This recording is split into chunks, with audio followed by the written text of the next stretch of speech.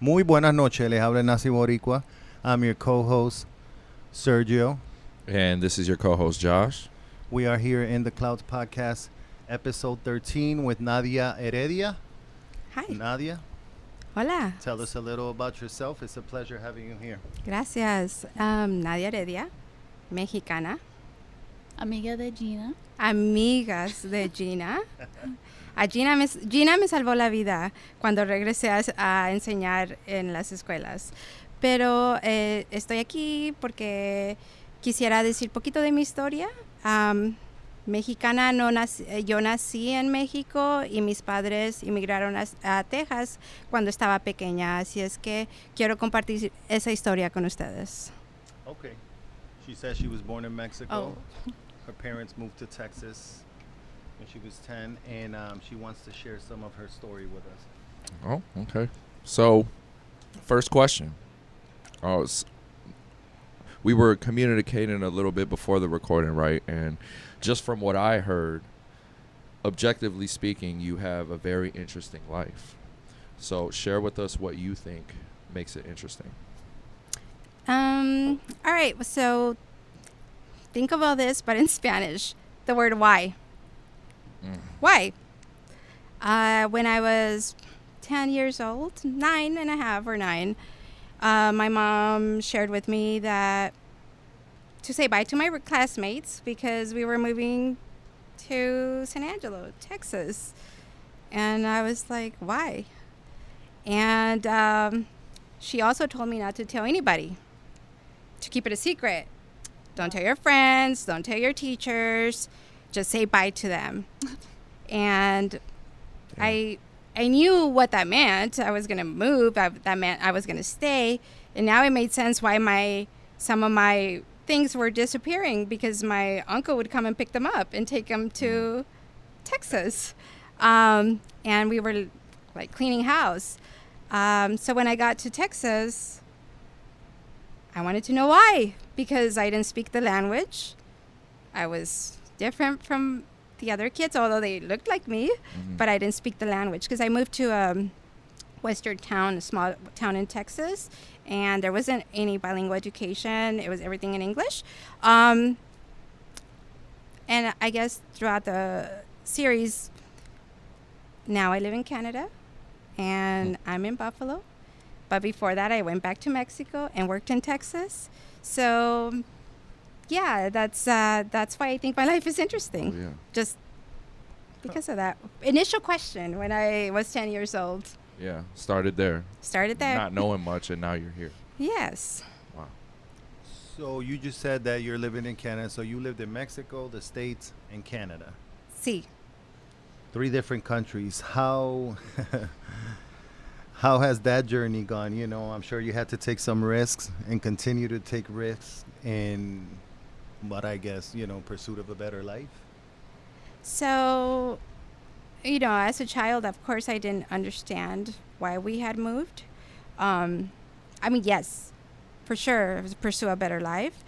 But it was tough because I don't know if up here, but in Texas, even though a lot of people in Texas are Mexican, mojado, wetback. You escuchas que los mojados cruzan el Río Grande. Yeah. The wetbacks. Yeah. Yo no quería ser esa mojada o esa wetback. Yeah. Y cuando estás en la escuela, when you're at school, children sometimes have no mercy, and they refer to the kid over there being a wetback or being a mojado. So I didn't want to be one of the, like a mojado or a wetback. So that was tough. Growing up was tough. So it took away my confidence. It took away not my identity, but yes, I was ashamed. I wasn't always proud of my situation. It wasn't fair. I didn't understand it. And I kept on asking, why? Like, God? Why me? Why me? Why do I have to be here? So luckily, we all survive and we all endure, and I think those hardships just makes us stronger. And I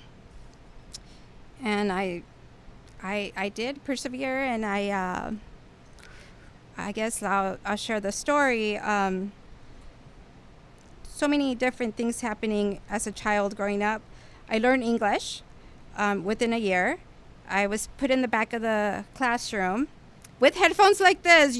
You're like really traumatizing me with these headphones because all I would, no, I'm just joking. I'm not being traumatized. I would get these cards that had red car, small house, and I would have to slide them into this machine and listen, read and listen with a little picture on the side. That is how I learned English, just by all the mornings. I would look at the clock and I'd be like, when is it going to be 11 o'clock? Because 11 o'clock is when I had lunch. And then after that, the teacher would like read with us. And I would, and I know the question was about my journey and interesting. So that was hard growing up. Were you the only one in the back?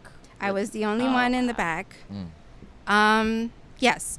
The teacher would say, when I remember my first day in a school in Texas, she translated what she said in English, and this is what she told me.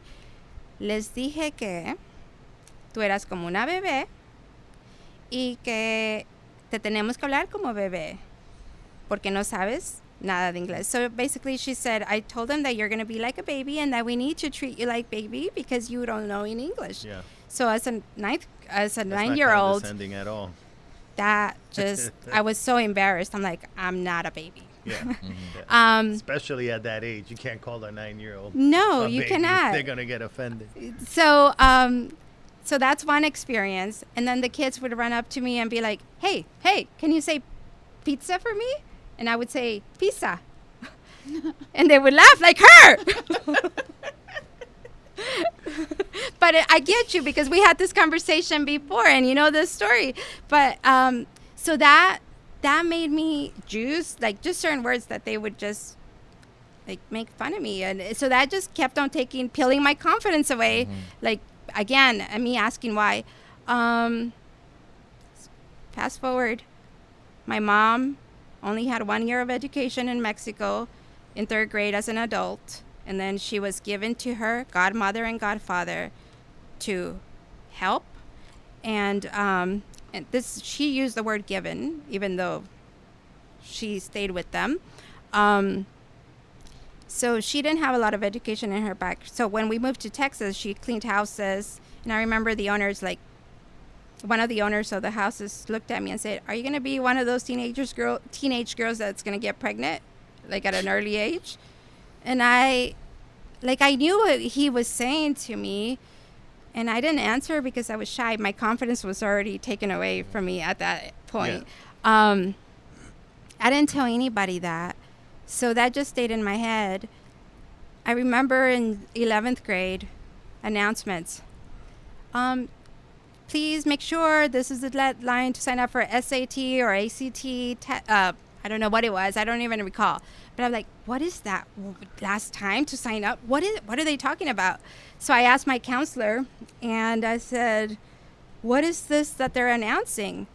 She explained to me it's a test for you to go to college. And I was like, I asked her about going to college.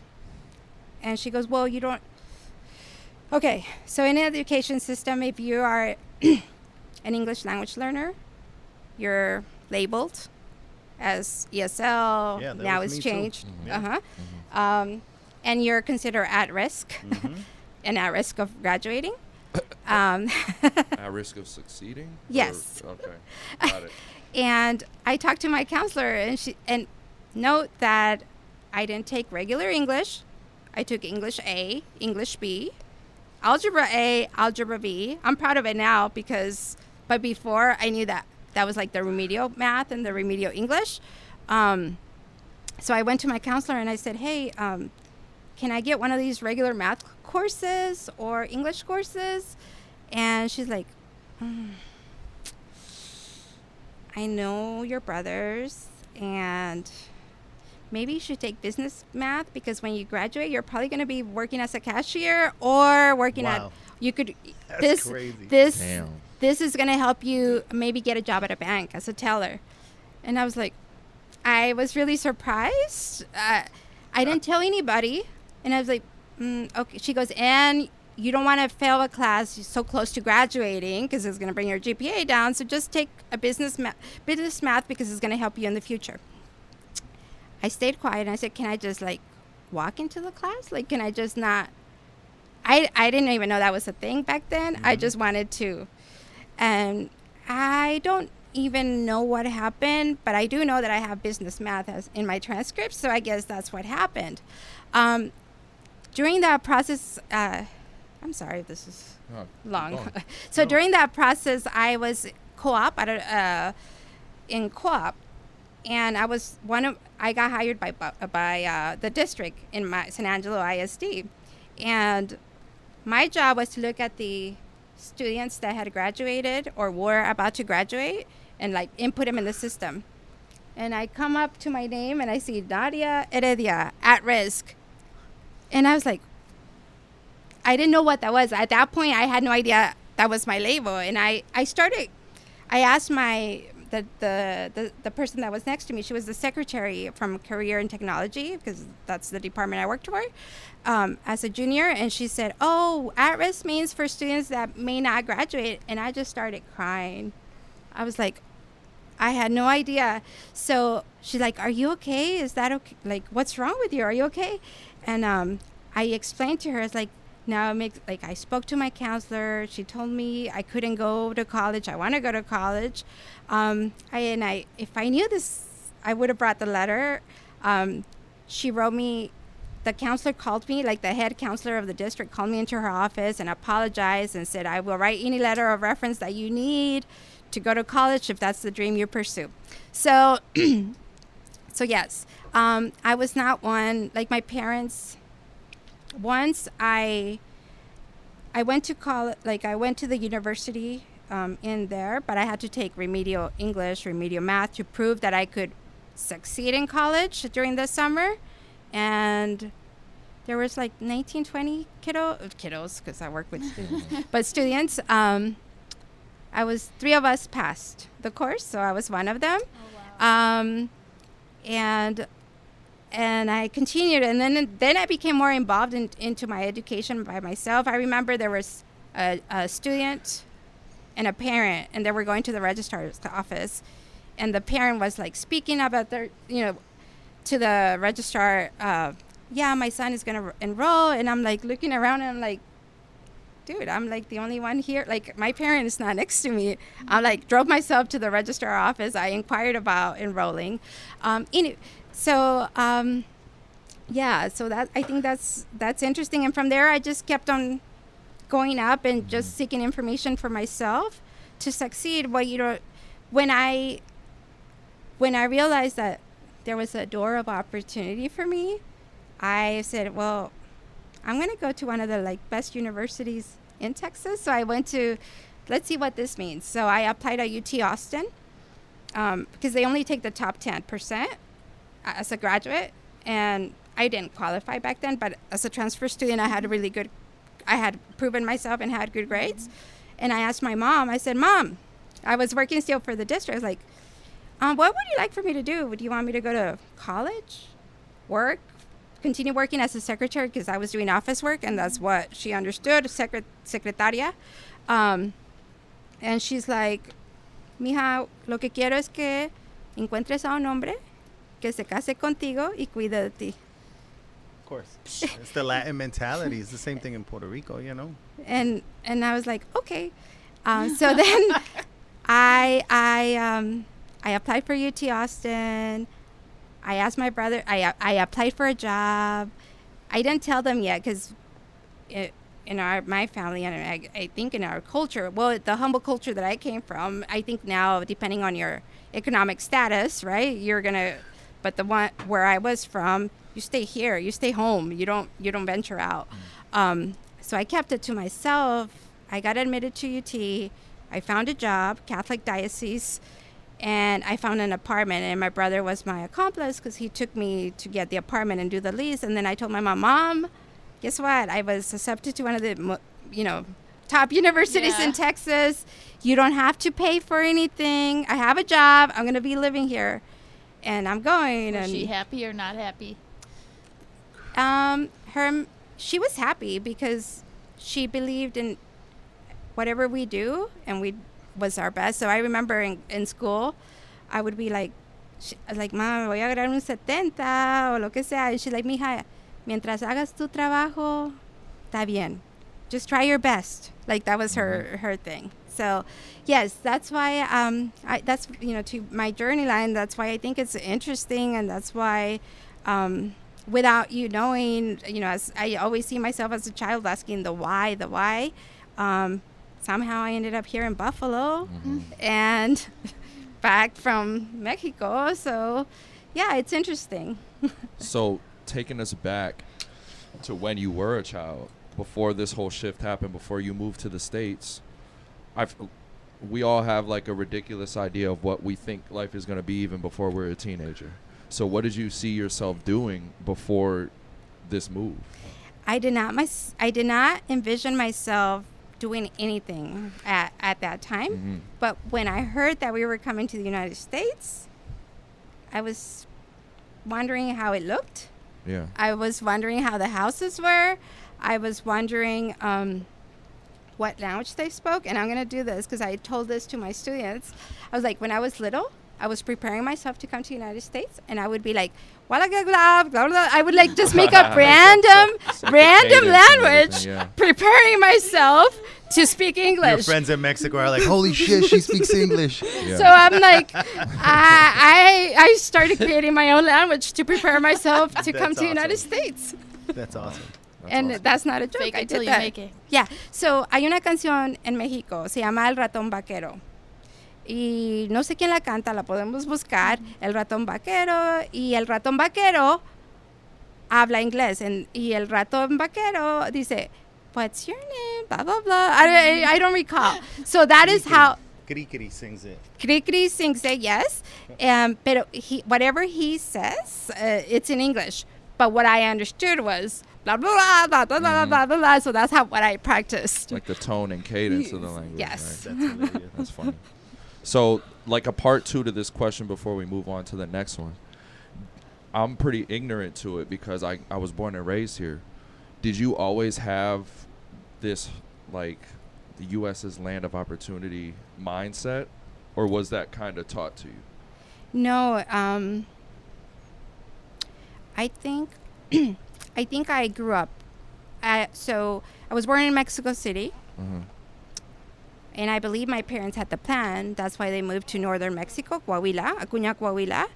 And so I guess they eventually had a long-term plan to move to the United States. But of course, they wouldn't communicate that to us. That wasn't, but I would see it, I guess, secondhand. I would see it, that this was happening. My uncle lived in Texas. So yes, it's definitely a land of opportunity, especially when you live in the border towns. Y porque te vas al otro lado. That was the wording. Te vas al otro lado. So yes, that's the mindset. Because it's crazy because it's like you watch stuff now and you have Americans saying that it's not. It's crazy. You know, the audacity. So I figured I asked that question and you made the most of it. It's not, like for me, I'm American, right? Born here. I feel like it's not the dream that they sold us is empty, and it's not what they told us it was going to be. Like, I grew up, I ended up getting the house, got the car, got the kids, got the marriage, and it's not what they sold me. So I have to make it into something So it's else. what you make it, right? Do you think you take it for granted? I do. Yes, I believe that all Americans do, because unless you have lived out of this country, you don't understand what that saying means. Yeah, that's meaning true. the land of opportunity, because you grew up in it. Yeah. And so to you, it's not an opportunity. If you don't like have she something said, you to take compare it to. Just the chance to make a choice of my own. And I feel also, I mean, I'm talking from a humble place in Mexico. Yeah. I don't come from a high economic status in Mexico. I'm sure that there's other views within Mexico when you're educated, you have wealthy family, they have other, but for me, My mom was a housewife and my dad was a painter. That was what that was my family, my upbringing. So yes, Yeah. I did have that. Que en el otro lado era mejor que en el otro lado, but if you remember what, like the story that I said, my mom just wanted us to try our best. So she never. There are other views, friends, where no vas a ser como yo, tienes que estudiar. I never had that push growing up, but it's But okay. You did. You went Yeah. and did something different either way because you But liked it. she broke the mold, because if we go back a little, when you were talking, you said it in Spanish, but what she was saying when she was finishing high school, she asked her mom, what would you like me to do? You know, you want me to go to college? You want me Right. to do this? You know what her mom said to her? I want you to marry a man that can take care of you. Because that's the mentality when you Right. come. I mean, it's the same thing in Puerto Rico, you know. 'Cause somebody's they already train established. females to be housewives. That's what you're taught at home, you know. And the men are the one that work, Yeah. you know. Yeah, and when I shared that I was moving, and this is where I think education does, of course it works, because we are taught differently that we can succeed, that there's opportunities out there. There's Without it, motivation. I don't know what would have happened. I don't know, but that is how I learned that. Yes, there's more out there. However, when I saw it, what was I was told that You were put in a box. I was told, wait a minute, but you're going to probably be a cashier, or maybe if you're lucky, you'll be a bank teller. Yeah, stereotype. If you're lucky, right? A bank teller. Amazing. Wow. How what was your first trip to Canada? Where did Canada come into the picture? You know, how far into How do you know I live in Canada? No, I'm just joking. I gave him a synopsis. Gina, you're talking about me. I told you not to say anything. No, I'm just joking. All right. I'm trying to summarize this because I know. All right. So I fell in love okay It in happens. Texas? in Texas. Okay. And so my husband is Mexican. And when he wasn't, when we tried to get, I became a U.S. citizen at a later age, because then I was like, I really kept myself from becoming a U.S. citizen. I think I don't know. I wanted to be proud of my roots, because for so long I denied my roots. I didn't deny my roots. I questioned my stay. Like, I questioned why I was in Texas as a like, why did I have to go through this, suffer this, whatever I'm suffering? So I have a question for you. When you lived with your parents, do they own a house? No, never did. They own a car? Not when I was a child. Did they have a bank account? Yeah. Okay. Did you go with them, and did you have to translate for them maybe when you were 9 Oh no. at the teller I would and have to explain? calm them down, but never had to translate. You had to for calm them down. And then would they look at you and say, dile a la señora que si tiene no sé qué? And so my mom would always use me as their translator. And there's memes out there about Hispanic kids or Spanish speaking about how we are translators. And so, yes. So just, I know that the question, how did I end up in Canada? But what I wanted to say was, growing up, that was all part of my life. Like, I'm like, wow, like, it made me realize all the amazing things. And this is why I was able to register myself in college, because of all this that I had to do Skills. as a 9-year-old or a 10-year-old or a 12-year-old, because my brothers actually had it rougher, because they moved when they were like 14, teenagers, 14, it's even 15. harder to learn So the it is harder language, to learn the they're language. male. So I was the one that they would depend on for me to translate, because I picked it up the first year. Yeah. I remember filling out like the mortgage. I'm translating the mortgage, not translating the mortgage or the real estate agent, whoever she is, to my parents. So I was translating. So that was all part of it. I met my husband, and we became, I guess what I was saying is, I became proud of who I was and what I was capable. So I kind of stop. I didn't pursue my citizenship. Procrastinated. On Yes, it. I was like, I'm gonna be who I am. Like I don't know. That was me as a teenager, young adult. Met my husband, and he also was from Mexico. And when we tried to get him, I guess, permanent residency, after we got married, it was denied. And this is where I lived in Mexico. I said, well, it's okay. We can live in Mexico, and I can commute and work in Texas to teach. So Kind of the same thing. so I did. We moved to Mexico. Well, we got all that situation kind of taken care of, and I would commute. I did that for 2 years. The difference between the borders in Mexico and the U.S., lines are way longer. Yeah. 1 hour, 2 hours, Oh. 3 hours. And there's always bomb threats.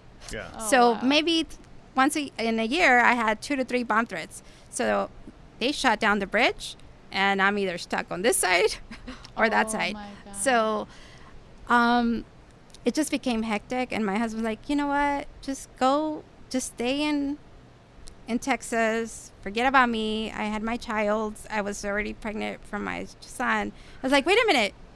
But I always wanted to get my doctorate, and every bilingual education reference that I learned in college was from Canada. It's like, why don't we move to Canada? And I went for it. They have And strong bilingual with French. that summer, I applied to different colleges in Canada, Niagara-on-the-Lake College. I applied for human resources management, and that's how I ended up in Canada. And I brought my family as a student to live in Canada because just this commuting in Mexico, it just got, we would see, I was in Acuña, Coahuila. You see, like, the military. It just became rough. Like, it just became tough. And started getting weird calls on the phone. And they would always check my car. And I remember one of the agents, immigration agents, was like, yeah, well, we're now checking cars because people keep an eye out on those that are commuters. And they put things under your car without you knowing because they know your route and your routine. And I was like, are you serious? And so that really scared me. And I took action, and I applied, and I got admitted, and I submitted my application, and I moved to Canada with my family. So you got Canadian citizenship before citizenship. I got a student visa. Okay. And so to move to Canada, I guess you can go through work or various routes. The route that I took was student, and you have to demonstrate you can live in Canada for a year without like any job because I wasn't getting a work permit. I was going as a student. So luckily, my dad had gotten into an accident. He didn't get hurt, but he totaled his car. Oh, wow. And they gave him $6,000. So I took out my retirement from Texas, and I deposited in my account to prove that I can live in Canada for a year. So my dad did auto body work, and he could fix his car hands on. So that is it happened. It happened automatically, magically. Yeah. And so Everything I was able to aligned. prove it, or else I wouldn't have proven that I can live in Canada with my husband and my child for a year. Yeah. Wow. So with all these changes, some planned, some not. A lot of people have mixed feelings or fears of failure or anything. Where were you feeling it in those high stress times with all these moves? I said, if my mom and dad can do it without a formal education and live in Texas without even the language, well, what's going to keep me from going to a country that No speaks the excuse. language, a formal education? So it's the fear of for me, the greatest fear was getting we took a flight and coming into immigration in Canada, and for some weird reason them saying, sorry, you can't come in, go back, or my husband or me or whoever. So that was like the biggest fear. But after that, I remember we packed, I don't know, I'm sure you guys do things where you don't even know. I packed my clothing. I packed some important papers that I thought they were important. A pan. I packed 2 toys. Gotta have a pan. And I packed like a blanket. And I was like, I don't know. Like, I don't know what I need when I moved to, like, my parents did it, but this was my first time doing it. And so, yeah, it was just that we stayed at a hotel for like 3 days, and I just started looking for an apartment, and just that's how it happened. You're very resourceful. Was it easier for your husband to get? So your husband must have had to get a visa too. So my husband came in with a visitor's visa. Okay. And then he had to get a job, like look for a job, and he got like a work permit. He applied for a job. Okay. It was interesting because the people that he had found, I helped post for a job. I helped, like, I researched the process of how to get somebody to work for you. So I guided them through the process, and they were able to go that way. So I supported in the, okay, so if you really want him to work, we need to do this and this. And so that was very helpful, and that's how he got a work permit. I mean, I'm glad that they were open to that, because my husband can now live in Canada and work in Canada. And to your point, if you study for a year in Canada, you get to work for a year. At least when I came in, which was in 2011. And then if you live in Canada and work for 2 years, you can become a permanent resident. So after 2 years of being a permanent resident, or 3 years, it changed. I'm not 100% sure. You can apply for your citizenship. Just like in the U.S., you have to take a test. Second time, because I took a U.S. citizenship test. And then if you pass your test and you have a good record and everything, then you become a Canadian citizen. It definitely changed, because I remember like 2013, 14, my mom, she lived in Vancouver for a year or 2. Okay. And she tried like 3 times to get citizenship, and they denied her. So she had to end up coming back. But she loved it out there. Yeah. She would have stayed down there. So I don't know what changed, but I feel like there's different pathways. The pathway I took was through work and having that work experience. You seem to like people who work, right? They must like people yeah, and like there's entrepreneurship. There's another one. There's different pathways. So I'm not. Interesting. The pathway I took was that one. So speaking of work, what is it that you do? what do I do? I work for Buffalo Public Schools. I taught there for 10 years, 11 years. No, 10 years. No, I'm lying. 9 years. And then I became a supervisor for the district, and went back to teaching because my kid's schedule was tough, and I'm back as a supervisor. Okay. What made you persevere in the field that you're in? Like, with all these moves and all these changes, what made you stick with the education path? Because if I would have known, I was not part of a bilingual program, like I mentioned. It was like, in the education world, we call it sink or swim. You either learn English, or you just don't learn English and you sink. So that was how I got my education, sink or swim. Obviously, I swam. And although in real life I cannot swim. When I transferred to my local university, to UT Austin, I started looking through the majors. And I was like, bilingual education, what is that? I had no idea that existed. It's relatively new, right? Terms of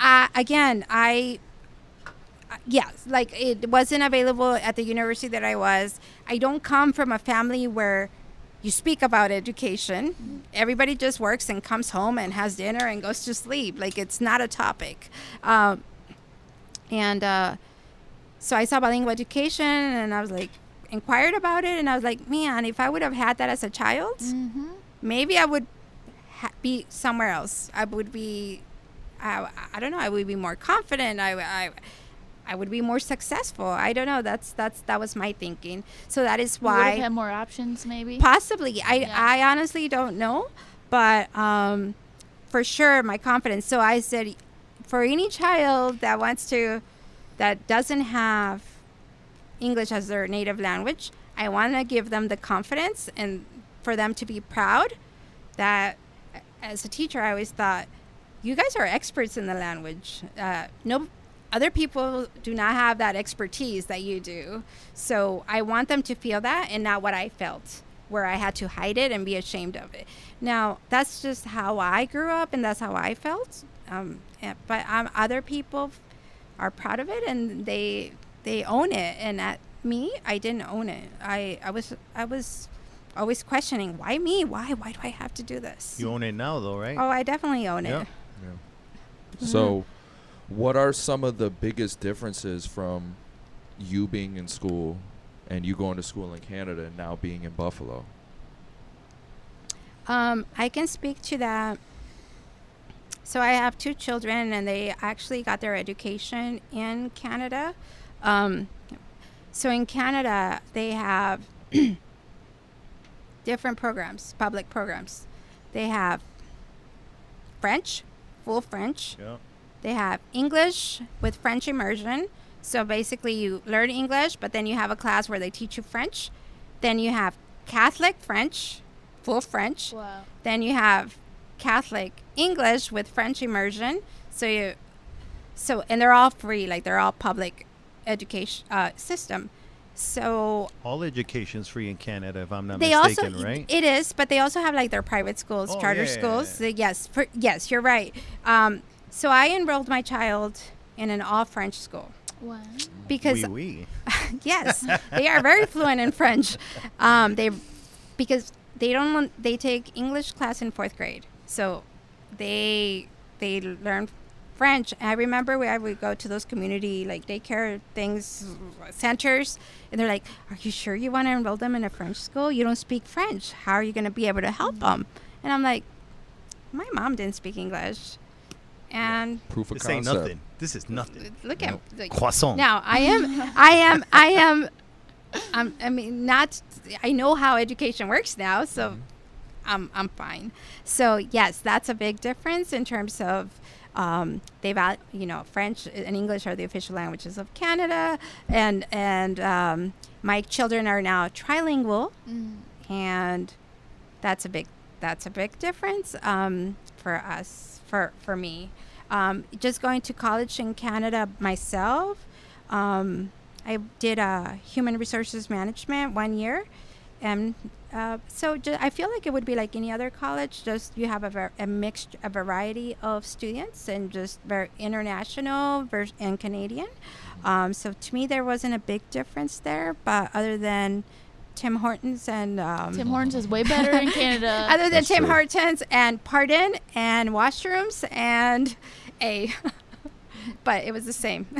So now, how is life for you and your family in Canada? You being Mexican-born American citizen that is a Canadian citizen. Complicated. You have dual citizenship, right? I mean, I dare to say, I don't know if this is gonna. Yes, I do, but Okay. but I'm still complicated. Very. Yeah, I can imagine. Wait, so wouldn't you say you have 3 citizenships? Did Yes. they let you? So I'm always gonna be Mexican by birthright. Yeah. yeah. I really need to research that. Do you go to Mexico often? I don't. My mom lives in Texas. So any extra money that I have, or if I do want, I go to visit my mom. No, I do not go to Mexico often. We do go on, like, we went on vacation, but traveling with 4 individuals, it's tough. Oh, so we know. We travel Got with 6 6. of us. yeah, so I have to use my money wisely, and Yeah. I go to Texas to visit my mom. And now, if I could afford, we would go to Mexico. So, but yes, I do have contact with my family there. Good. So, what was the question? 3 citizenships? Yeah. I have a Canadian passport and a U.S. passport, and I don't go to Mexico. And I did my own little research. I didn't get a lawyer to get like citizenship or anybody to help me with that. So what I understood from my research is whatever passport you travel with, if you get if you get stuck at a country, that's who your country, Mhm. like your country. So yeah. So luckily I don't travel to other countries yet, but as a Mexican, yeah. So I would anyway. venture to say if you wanted to go to Mexico, you might want to use your Canadian passport. when I go to Mexico, wouldn't I wanna do it? just, they know that I'm Mexican. It says on there. Yeah. It says there on my passport, Mexican.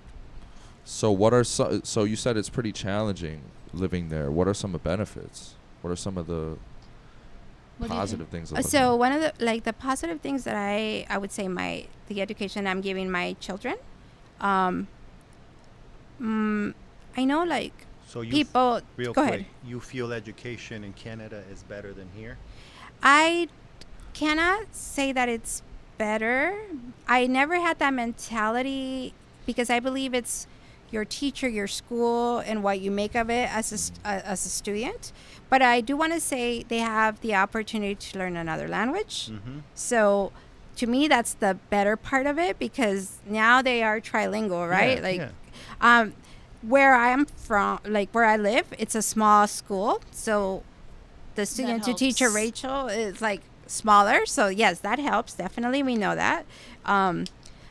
But I also think that even in Canada, you have that one teacher that may not be the best teacher, Mhm. just like your experience when you had, when you grew up. And, but I always think, even when parents would say, no quiero ir a esa escuela, le digo, es que es la maestra o el maestro, tienes que tener buenos maestros. No importa la escuela o Yeah.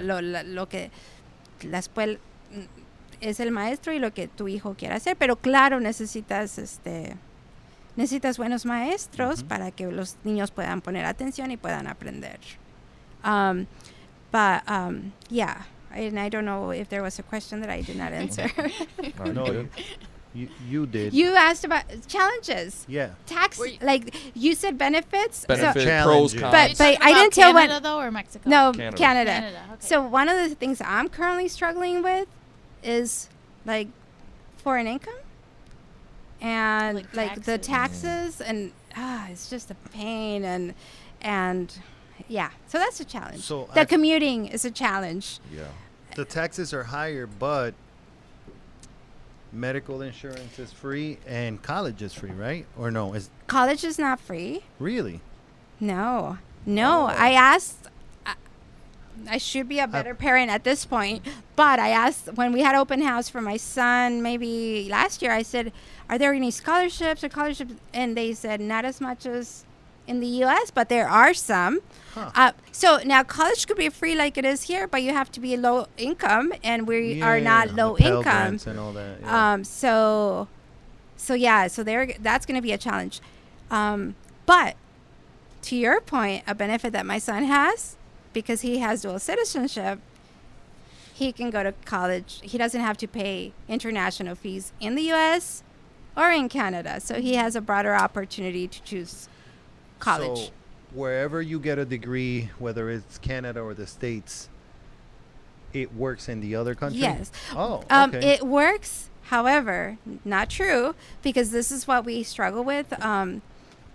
Like currently in education, when we have teachers from Latin-speaking countries, sometimes, especially in New York State, their certification credits do not Different. transfer Yeah, right away, yeah. and they have to still New York pass. State is one of those places. Yeah, that's- they have to pass exams. They have to meet certain requirements, so it does make it difficult. It was easier for me to get my teacher certification from Texas. In Canada, faster. I did it like quicker than I did from Texas to New York State. It took like a year. Huh.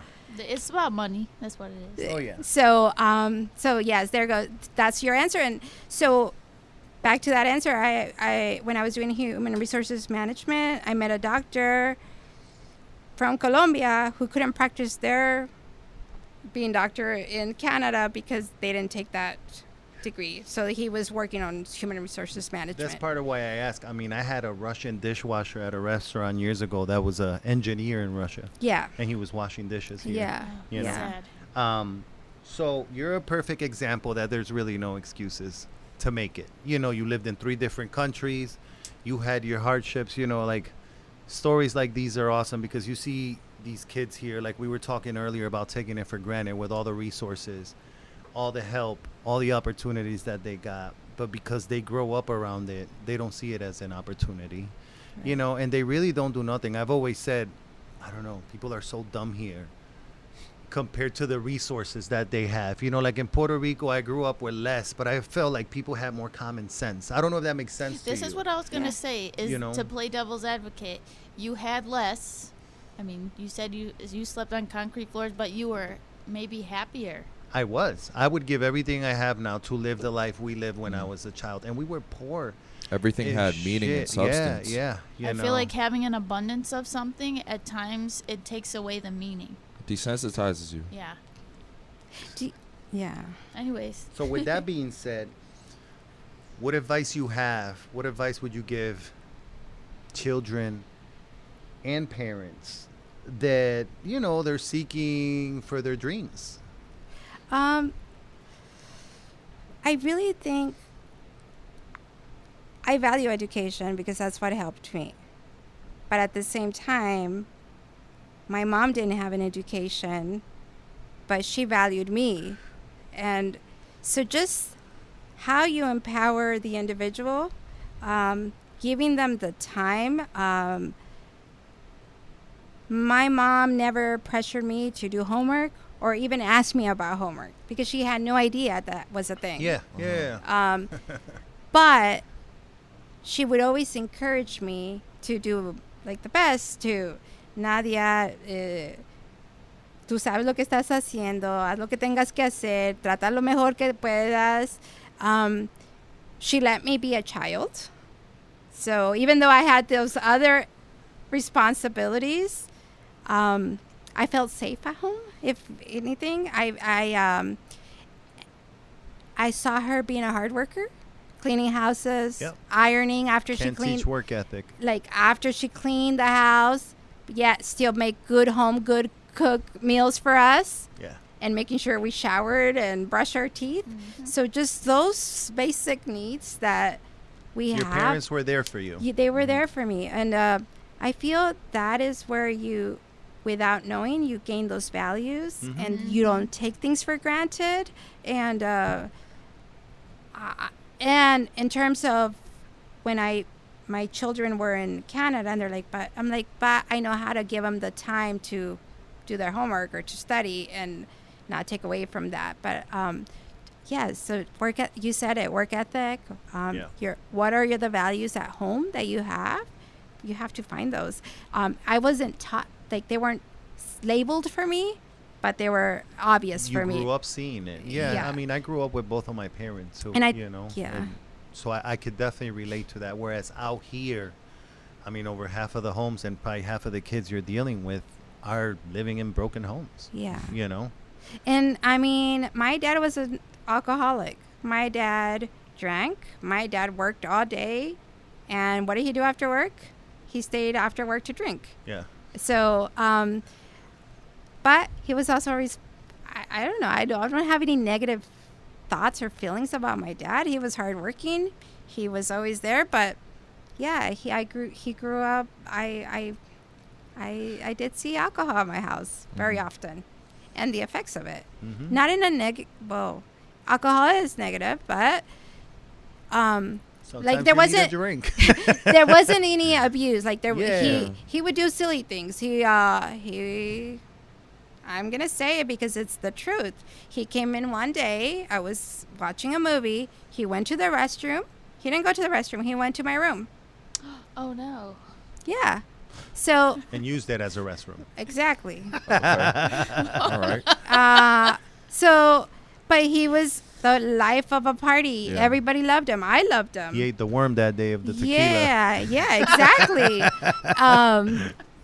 So there's no excuse. You can't say, oh, it's okay because they grew up this way. Because I don't call my house a broken home, but perhaps other people might have seen it as a broken. I didn't see it as a broken home.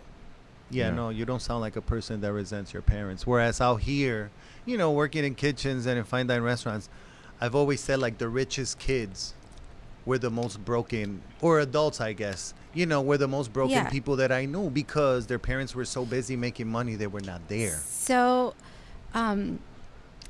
yeah, when I was in college, my dad started painting cars, and the owner of the shop, he wasn't like wealthy, but he had a shop, right? Like, he put his son into college, but his son, he was paying for his university. He was sending him money. Giving too much. Didn't teach them the value of the dollar. But his son ended up dropping out or getting in trouble, failing. Like he had to, like No I think sense of you're responsibility. given an. I think I was never put in that scenario, but I believe you're I told. wish. I believe you were told, hey, you might want to drop that course because it doesn't look good for you. Yeah. So there's a certain like time where, so the owner, when I had my graduation party, he pulled me to the side and he said, I'm really proud of you because I paid for my son's college, and I'm struggling with him, and I don't know whatever happened, but at that moment he had like withdrawal. Something, but he wasn't doing well. And I was like, man, the son had everything. Yeah, I had to go full time, work full time, and do the work. Yeah, So, that's what I had to do. so this is why I feel like sometimes, our original conversation It's us. It's our decisions. about us, I really don't. It's confusing. I know Yeah. everything impacts you around you, but it's you. So if you're listening, if you're putting your parents, your situation as an excuse, Correct. then use it to your advantage to change. You use the word mold to change the mold. Yep. Yeah. I feel. I don't know. Yeah, I mean, I can relate to that. I mean, when I first came out here, I've always had like an entrepreneur mind, and when I started, my first venture was with houses. Uh-huh. And I mean, my mom just couldn't relate to it. My mom used to make fun of me. When I first bought my first house, she's like, what are you, Bob Villa? Yeah. She couldn't relate to it. I couldn't go to my mom like, hey, should I do this loan or that loan? Like, what are credit cards like? Yeah. Because they never had one. Right. But like you said, I always saw my dad working. I always saw my dad helping people. I always saw my mom doing this and that and struggling for us. Because Yeah. with the little that we had, Yeah. they were the ones struggling. I saw my dad wear the same pair of boots for 6 years, Yeah, where it's yeah. like now, you just don't see that. I tell my daughters all the time, you have no idea how easy you have it. Yeah. Because, we do the most for our kids. No. Yes. And it's something that I've always said in the Latin culture, the concept of family is way more intense than in American culture. I've always said that in American culture, the concept of family is very diluted. Mhm. And it trickles down to your entire life. I would Yeah. venture to say any culture other than American culture, the family concept is a little better. Like, Italy, Europe, think- any country other than America. Yeah. I think now people teach children to be independent, and it's a This- good thing. But In a sense. it's definitely a good thing. But for sure, values are important. At least they were important to me, and they weren't taught. Like they didn't tell me this is respect, this is hard You work. saw it. I saw it in Yeah, action. and you saw the consequences of Yeah. when you cross that Yeah, line. yeah. Yeah. Like if my dad was talking with adults, I couldn't just jump into that conversation. My dad would embarrass me right in front of these adults. So yeah, you bring a good point because growing up in my family is Catholic, and being Catholic, you have to repent for your sins, right? You can't you sin, so you have to be careful, right? You have to be so you don't look at adults in the eye. Like you don't look at if you're in trouble, you look down shame of what you Correct. did. Yeah. And I remember teachers telling in Texas students, look at me in the eyes when I talk to you. And I'm like, It's a cultural. I'm not supposed to do that. I'm not. Like, Correct. that's Yeah. disrespectful. Yeah. And It's, But a, like, them, it's a it sign was of disrespectful. it's a sign of defiance So where we come from. Yeah. Whereas here, they want you to acknowledge yeah, them. so Eye I always contact. keep that. We sometimes take things for granted. We keep in mind we don't realize what we're doing. In Mexico, when you go to school, they have morning school, PM, or en la mañana y en la tarde. You don't own a desk because somebody else comes in. So you grab all your things and you So I had a student that, when I was in Buffalo, would do this, like, here you leave your stuff at your desk, right? Like, you do take your Yeah. backpack, but you leave your notebooks if you don't need them. Desks are labeled for students. Yeah. Yes. So I had a student that would always grab everything and take it home, grab everything, and I felt like I knew, and because there's so many, I would remind him, oh, you don't need to take it. But when teachers said, why are you taking everything, home? You're supposed to leave it here. You're not gonna bring it back. And I'm like, They can't relate to it. it's probably what they're used to. Yeah. Correct. It's ironic because you were, even in school, you were used to not getting attached to a desk or Yeah, not getting yeah. attached to something, physically taking your things and Yeah, leaving, yeah. and then you end up doing it Yes, like in yes, real life. Yes, which is that is crazy. true. So Yeah. going back to your first answer, the thing that sticks out to me, because I ask clients the same question before I train them. Like, what's your why? Like, why are you doing it? What's your intention behind it? What do you want to accomplish? So now that we have the opportunity to ask you, how would you describe your why, and what is your biggest accomplishment? Not to say that you've already done it or like that you don't want to accomplish other things, but if you could share with us like what your greatest accomplishment is to date and what your why is. I think it's the fact that I'm talking about what I went through without being ashamed or without, because that's how I grew up, right? I didn't tell anybody, but again, in my little head as a child, that was my question. And vulnerable, because even as an adult, even the position that I have, I don't know that I am doing what I'm supposed to be doing yet, because I'm having struggles living in Canada, commuting to the U.S. Like, how am I still trying to figure out my life at this point when I should be already thinking about freaking retirement? So for me, just being vulnerable and talking about my experience, my feelings, and it's okay to try to figure out things. What did I tell you that you did what to me? Like I said you inspired me. So like land of opportunity you spoke about. I don't know. I really love. I feel like there's a little bit more of me to offer. I love my culture. I love cooking. I love your cooking too. Yeah. So Haven't tried it. well, it's not. I don't think it's the best, but it's unique. But if you love it, Yes. I'm gonna eat it. Right. So hey, so I'm like venturing out into different things in my mind. You said culinary school was a waste of time, but I did enroll like in a culinary. I want to have that. I don't know. I feel like I'm not done yet. I feel like I need to continue. Try So something new. Try something new Yeah. on the side, a side hustle, because You don't gotta that's tell how me. that's what we do. So yes, I in August I'll tell you my why. Yeah. Or later on. But my why are my children. My why are just trying to always be better and not giving up, and despite whatever goes on in your life. Yeah. It's like the constant seeking of information. The fact that I have to drive 45 minutes right now to go Yeah. home and say Canadian citizen. Yeah. Yeah. So my question for you is, in all these moves, do you have any regrets in life? Was there a moment where you're like, you look back and you're like, damn, I should have done this instead of that? I regrets in life. Wow, I'm sorry. I'm taking a long pause here. Gosh, I spoke too much. I don't know that I have regrets, but I guess the regret that I have was doubting and limiting myself, because even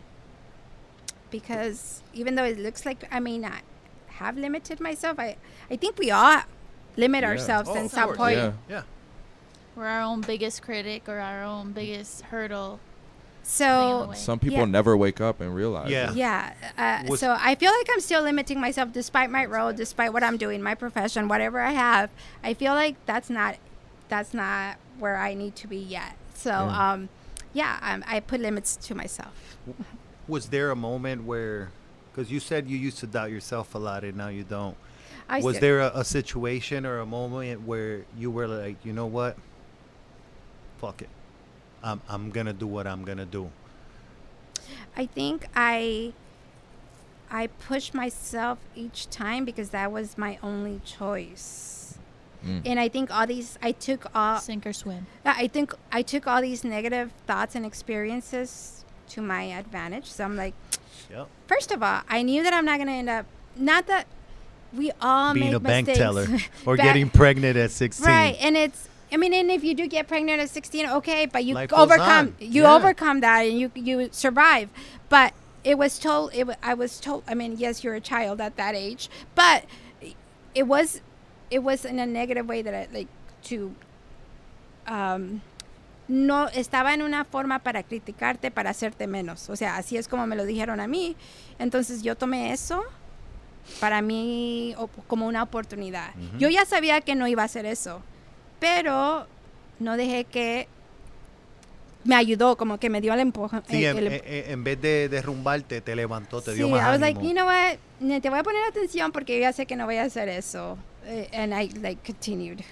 She was saying that all the negative things people told her, instead of like listening to them Mhm. and succumbing to that, she was like, you know what? This is motivation for me. Yeah. You know what I mean?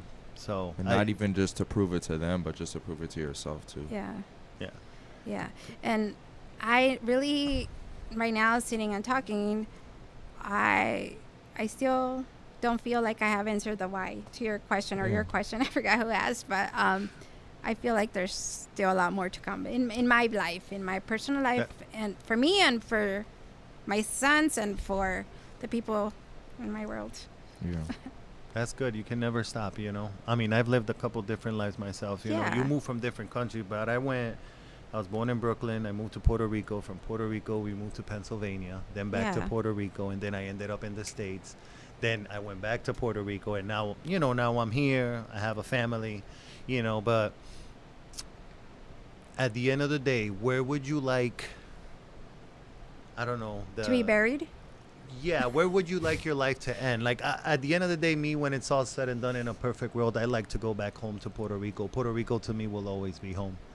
You know, like that is where I want to die. That's where I want to live, you know, my last days if I Gotcha. can, you know. You know, What about you? I'm Between Mexico, Canada, and the States. in the States? Is it Greenland, New Zealand? New Zealand is a good one. My No, grandfather's wife's daughter lived there, and it's very nice. Sorry. Ay, canta y no llores. Uh-huh.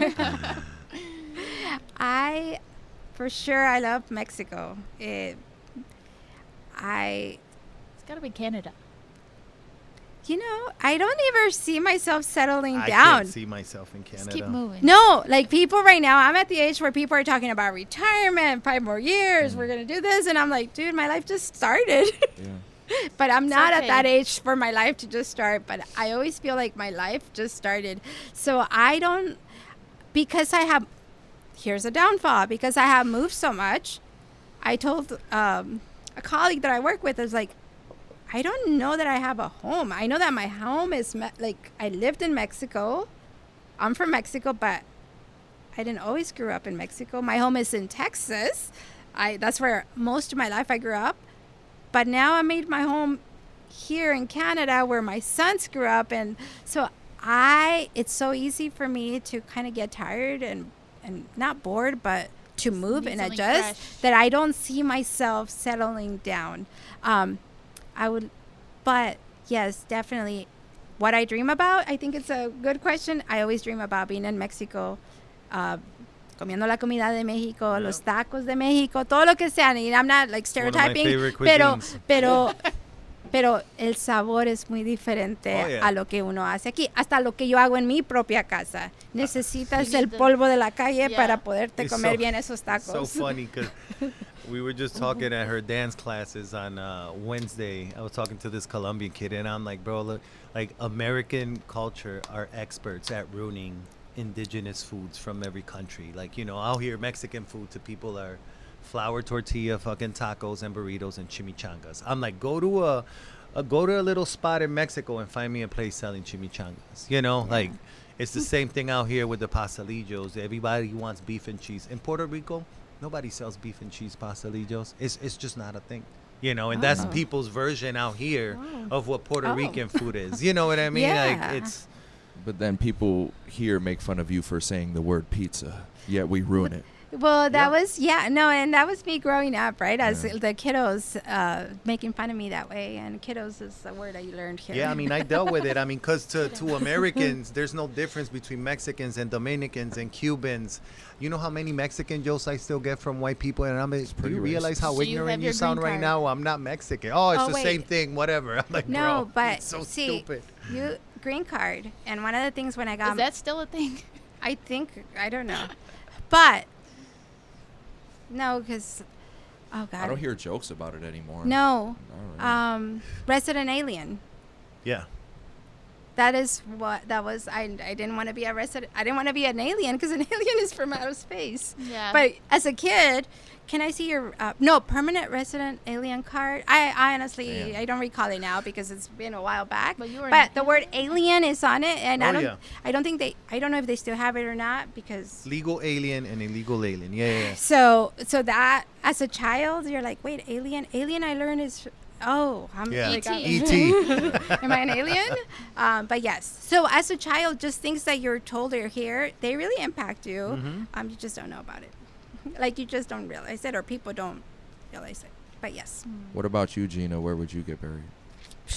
I was just thinking that too because I don't feel so. When I was 3 years old, my mom and I moved from my dad's house to an apartment, and then my mom moved a bunch of times. I didn't feel settled in one place, and then when I was 13, I moved back to my dad. So, and then at 18, I moved to the city. And every year after that, I moved to a new apartment.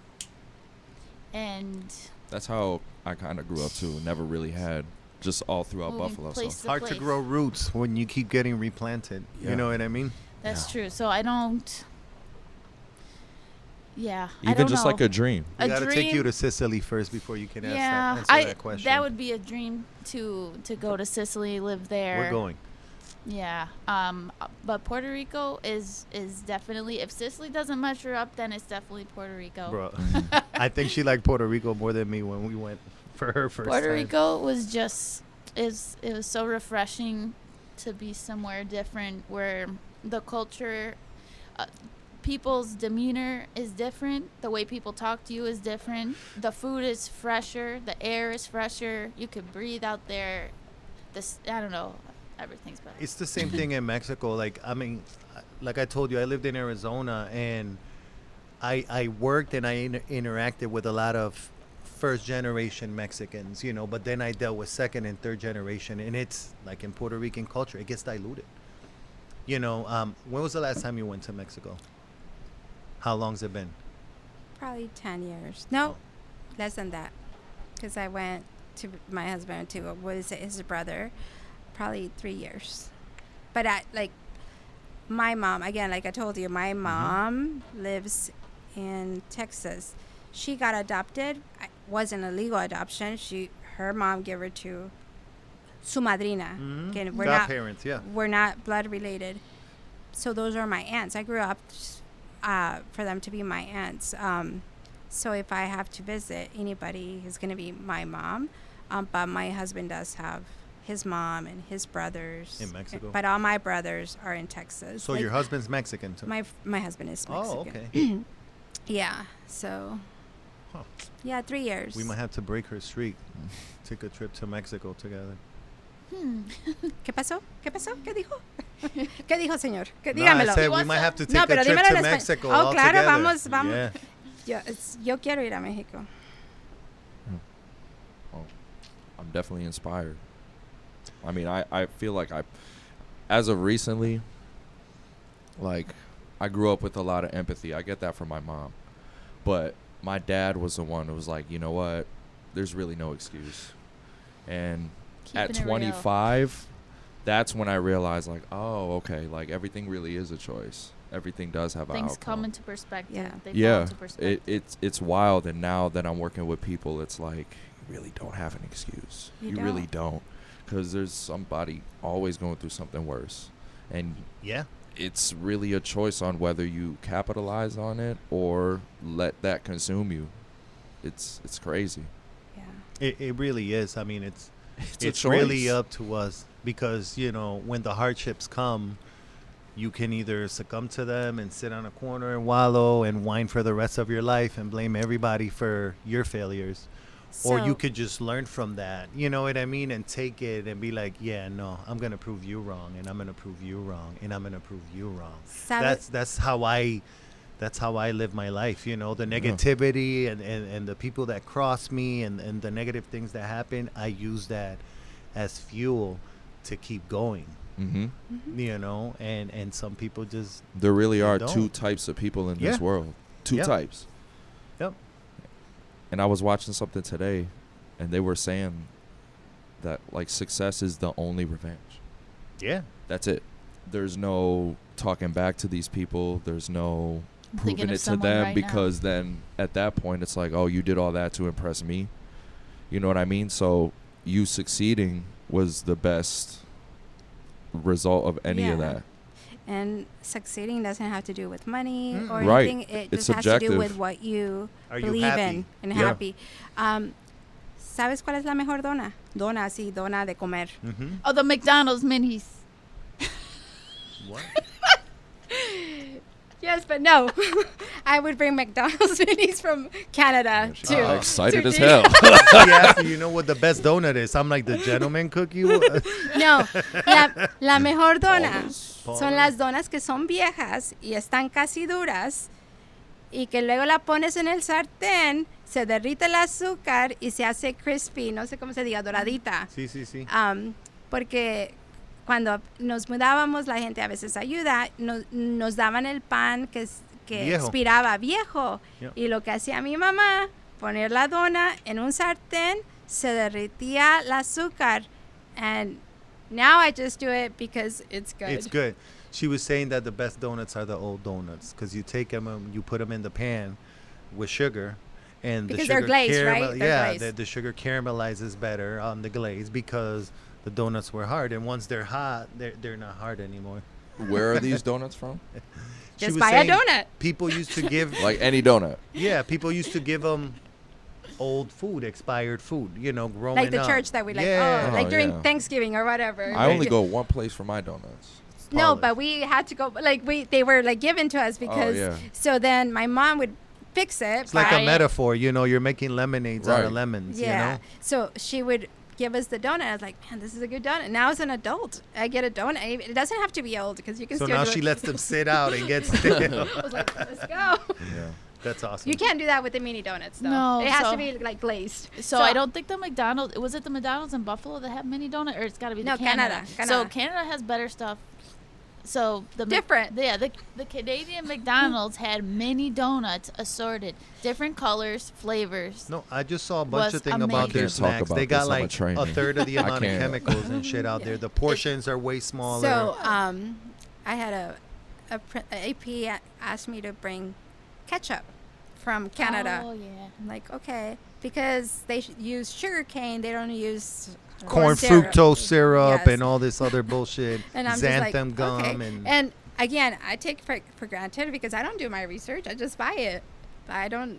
Now that I live in Canada, so I didn't know that was a thing. well, I didn't know that, American that was a food, difference. the mass-produced American food is literal poison for kids and adults. So, if you ever want to gift anything to me, can you? Is it? Oh God, I want to use my slang and sound cool, but I'm not. Can you bling? What's bling? Like bling? Yeah. Can you bling? No, I'm talking to you. No, I know. I'm just thinking of bling as a verb. Yes. We good. Oh, all right. Well, help me. What are we Bling blinging? you out. Bling you out. How? You talked about milk being in a In bag. a bag. Yeah. So they sell like dollar Like little pitchers, containers? Yeah. So can you gift me a container, A container. but so I can't say bling? You can say I mean, whatever you milk want. It's swag? a safe space. Is Swag it, it. is it milk swag? Sure. I guess. I don't know. Check Make out it the pretty. Hazlo bonito, que resalte. Dairy swag. I got you. But what is it? A pitcher? It's like a like a little container you put the bag milk Yeah, in a and you pitcher. cut It's the a tip. it's a I've pitcher. seen those. You Yeah. just drop it, but Yeah. they're just white. Like you want a floral one, bedazzled. Yeah, there you go. Okay. She said Custom. bling, so it's got to be I'm gonna shiny. go to Home Goods. It's gotta This is be- a good it's gotta reason be to go to wood. You Home have Goods. to do it because they're all. Ah, that's the gift for coming on. But it can be plastic. It's like a It plastic. it's plastic. They're Oh, plastic. They gotcha. sell them already. Like Okay. they're. No, I saw They're just I white saw or milk in a blue. bag for the first time, and it blew my mind because you don't buy it with it. No. You just get the bag and you put it in there. I remember the first time it's like, yo, what am I supposed to do with a bag of milk? Like you can't put it in a fridge normally, so Yeah. I wonder why they do that. If it's easier to transport, or why do they put it? or in less that? plastic. Don't ask me because I don't do my research. I take it for granted and I I mean, just we do. we got milk in school in Puerto Rico in bags and little pouches too. Yeah, I mean, And the trays were metal. You know how Oh. many I would kids I think hit it with a would be metal like tray in safer school? for the milk They're itself. Right? weapons. I don't know. Aggressive. Yeah. Yeah. But it sounds like Nadia's about to bust a move in the near future. She said we need to bring her back after August. I didn't forget. So Yeah, honestly, gonna I have would to like re- a nice we're gonna meal, have to and then I got revisit. you Well, with the we milk can container. collaborate on side hustles for sure, and Nadia can come into my dance Oh, class. and you said something. Yeah, los tacos, tortilla de maíz. Pero corn tortillas all day. mi abuela, dependiendo de dónde vives en México, mi abuela hacía tortillas de harina. Pues seguro con manteca, ¿verdad? Con manteca. Yeah. Y mi hijo, el pequeño, yo no crecí con tortillas, porque yo nunca crecí con mi abuela, pero las probaba cuando la Sí, visitaba. sí, rica. Mi mamá solamente hacía de maíz. So, estoy aprendiendo a hacer tortillas de harina y como que ya me van saliendo. Mi hijo es el que dice, they're good or they're bad, but that's my thing right now. Nosotros las hacemos en Puerto Rico y las hacemos hasta dulce. Oh, Pero las saladas nos las comíamos con habichuelas guisadas. okay. Yeah, because we make them the same way. Flour, lard, salt, and a little water. So yeah, so that's my new thing right now. I wasn't raised with tortillas de harina, other than with my grandma Yeah. when I would visit her, but that's my new thing, my new Mexican Her thing. yeah, on Facebook she got all her food stuff, and I'm always watching the videos. I know, I've been and watching too. dreaming That's of awesome. the food. Go all in. Yeah, You man, have to. Mexican food's delicious. It's just hard to find authentic Mexican food out here. Just I- like it's hard to find authentic any cuisine out here. Mhm. Yeah, You know, Even- I know in Canada there's good French food, especially Yeah. like Quebec area and yeah. stuff. I mean, Quebec. Quebec. food, yeah. Quebec. Oh, my bad. so one of the things I did in Canada when I moved, when I first moved, I don't speak French, but I only know food French. there's French as a Mouton. second language, and I was like, I couldn't get a job because I think it's changed a little bit now. So I took the part 1, and I can teach French on paper, but I lost the It's- practice. And if you I can don't get a job speak it- there. Yeah, no, I don't even try anymore. But yeah, Okay. Well, Nadia, it's been an honor having you here. It's been a great episode. I don't know if you guys got anything else, any other questions for her, or if you got any questions yeah. for us. I think Gina's amazing. Yeah. I Gina think is Nadia's amazing. I'm glad Oh, that yeah, for she sure. had to come back to teaching for 1 year randomly because we were in the same room for a year. Oh. And So this whole thing is spontaneous right now? Like you... What? Is she... you're teaching right now, or you're no, supervising? she was. Well, then she went back to a different job. So, Oh, okay. But it was just 1 year because of her son's schedule that she had to switch her job. So, Okay. but it just happened to be with me. And So that's how you two met. Yes. the one day she brought in an espresso, and I said, "We are friends." Yeah. That's the easy way to get Gina. She Coffee, brought me sweets, or breakfast. food. Yeah. Anything to consume. She's like, yep. And I was like, oh, this is easy. Yeah, I would just Yep. go in there. We were supposed to, probably be doing something else. But they're like, "Yep, hi kids, drink coffee." And Your Gina's appreciation to me was when you made green pozole, oh yeah, and it was delicious. oh yeah, I brought it in. I love pozole. I mean, And then I would get some catering food every once in a while. oh yeah, Well, listen, if you ever make horchata. I have made horchata. I'll take some. I love horchata. I love it. I got you. Gina, I'll drop it off. sounds good. She made me some stewed chicken with zucchini or something. It was delicious. Okay. If you ever make that, let me know. Well, we're talking about food now. Don't get me going. all right, all About to go right. eat. All right. Well, Nadia, it was a pleasure meeting you. It was a pleasure having you here. Yes, thank you. We're going to revisit this after August when you bust a move. Yeah, and you have to wait. Whatever question you guys asked me, you're gonna Ask go it over again. that one, and you're gonna say, Oh yeah, "This is gotcha. what I did differently." Gina. I can't wait. And to what see. was your name? Josh. Josh. You're just Josh, right? You said I'm just Yeah, Josh. Just Josh. That's me. All right. That's the best way to describe it. All right. Well, episode 12 of 13. 13 of In the Clouds podcast is out.